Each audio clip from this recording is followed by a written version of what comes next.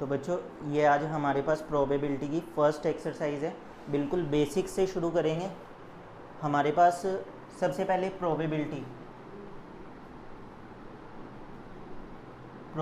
Of success plus probability of not success, ये सब आपने पढ़ा होगा शुरू में। Probability of success plus not success equals to 1 होती है। तो ऐसे ही अगर मेरे को प्रोबेबिलिटी ऑफ सक्सेस निकालनी है तो मैं 1 में से probability of not success minus कर दूंगा, और अगर मेरे को प्रोबेबिलिटी ऑफ नॉट सक्सेस निकालनी है तो मैं 1 में से प्रोबेबिलिटी ऑफ सक्सेस माइनस कर दूंगा। क्लियर? हमारे पास प्रोबेबिलिटी का फॉर्मूला होता है। प्रोबेबिलिटी को हम डिनोट करते हैं इससे। ऊपर आता है नंबर ऑफ फेवरेबल आउटकम्स और अपॉन में आता है टोटल नंबर ऑफ आउटकम्स, जिसको हम डिनोट किससे करते हैं? m अपॉन n से। चलो अब क्वेश्चन स्टार्ट करते हैं।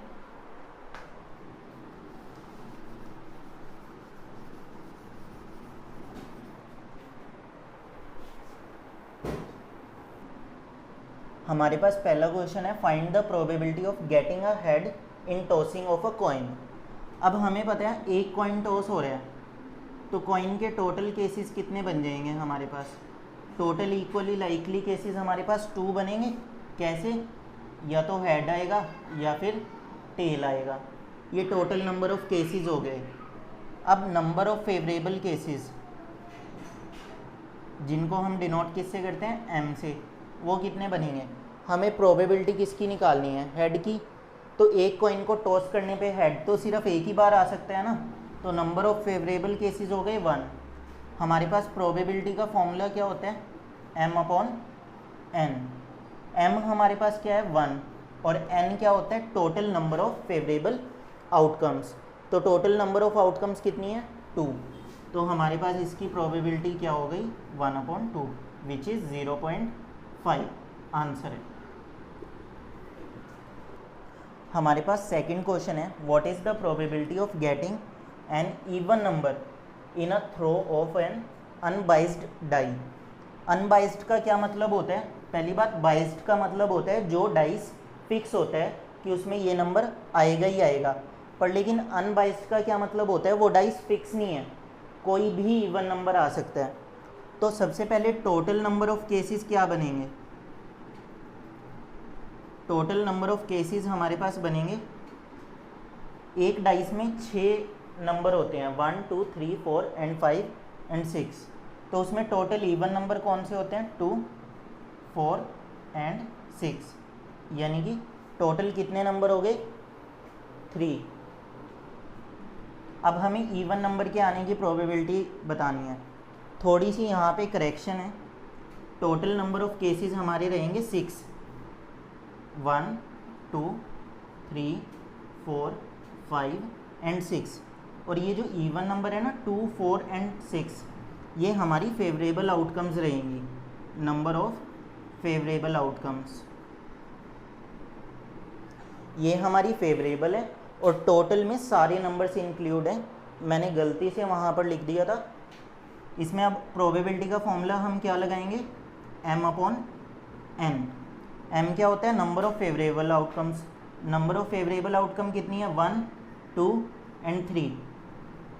टोटल नंबर ऑफ आउटकम्स कितनी है? 1 2 3 4 5 एंड 6। तो 3 1 ज़ा 3, 3 2 ज़ा 6। प्रोबेबिलिटी क्या आ गई? 1/2।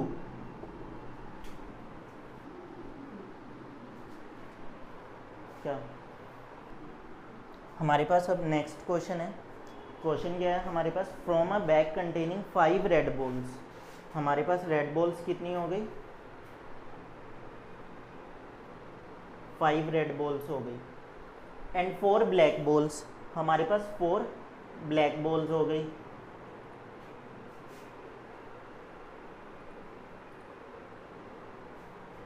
सबसे पहले हम टोटल बॉल्स देख लेते हैं कितनी है। टोटल बॉल्स हमारे पास कितनी हो गई? 5 + 4 9 बॉल्स हमारे पास टोटल हैं। उसने बोला a ball is drawn at random. Randomly कोई भी बॉल हमने निकाल ली। हमें प्रोबेबिलिटी बतानी है कि वो जो बॉल हमने ड्रॉ की है वो रेड कलर की है। हमें क्या बतानी है, प्रोबेबिलिटी ऑफ रेड बॉल।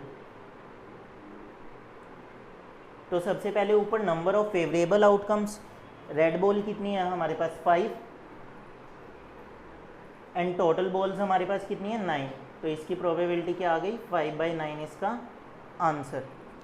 ऐसे ही हमारे पास नया क्वेश्चन है, in a lottery there are 10 prizes and 90 blanks. Total 10 prize निकालने हैं और 90 ब्लैंक्स हैं। If a person holds 1 ticket, एक पर्सन है उसने एक टिकट को होल्ड किया हुआ है, हमें प्रोबेबिलिटी बतानी है फर्स्ट पार्ट में गेटिंग अ प्राइज़ और नॉट गेटिंग अ प्राइज़। तो हम क्या करेंगे, सबसे पहले टोटल टिकट्स देखते हैं। हमारे पास जो टोटल टिकट्स आएंगी वो कितनी आ जाएंगी 10 + 90। ऐसा नहीं है कि 90 ब्लैंक्स है तो उनको इंक्लूड नहीं करना है, हमने टोटल टिकट्स लेनी है। 90 + 10 100 टिकट्स हमारे पास क्या हो गई, टोटल हो गई। अब हमने क्या करना है, फर्स्ट पार्ट में हमें प्राइज़ के आने की प्रोबेबिलिटी निकालनी है। तो प्राइस जो आएगा वो कितने टिकट्स पे आएगा 10 टिकट्स पे, और 10 ही प्राइजेस हैं।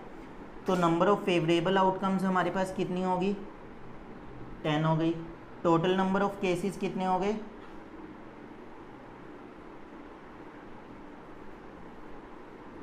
100 हो गई। तो probability of getting a price कितनी आ गई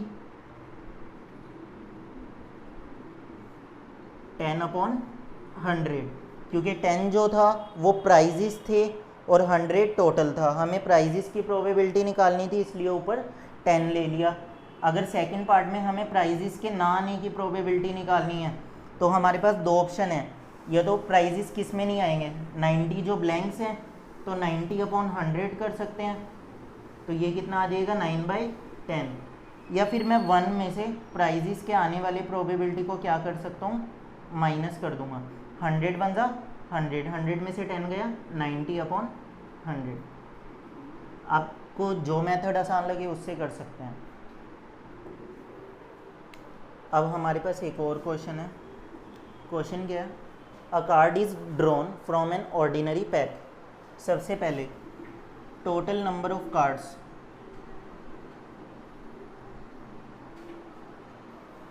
क्या होते हैं 52 कार्ड्स होते हैं।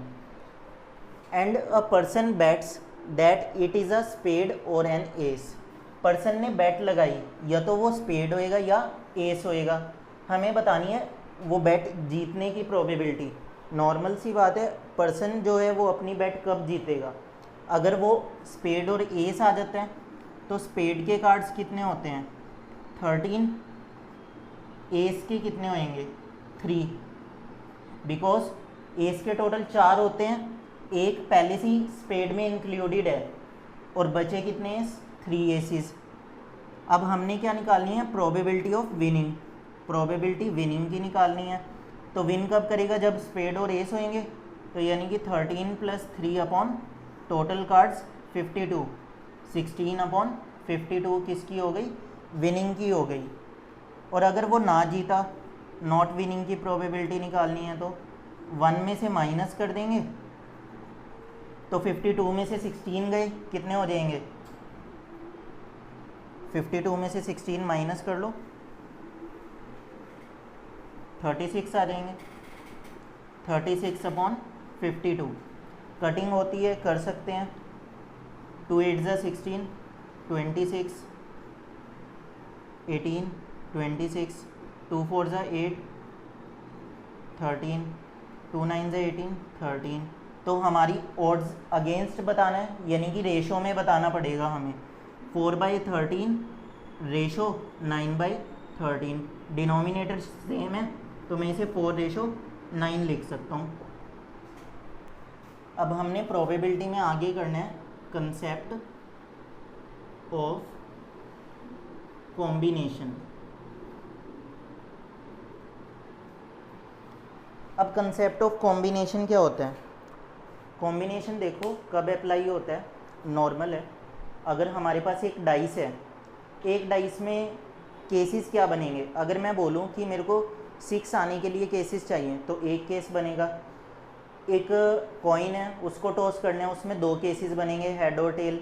हम इजीली डिटरमाइन कर पा रहे हैं कि क्या केसेस बनेंगे और कितने बनेंगे।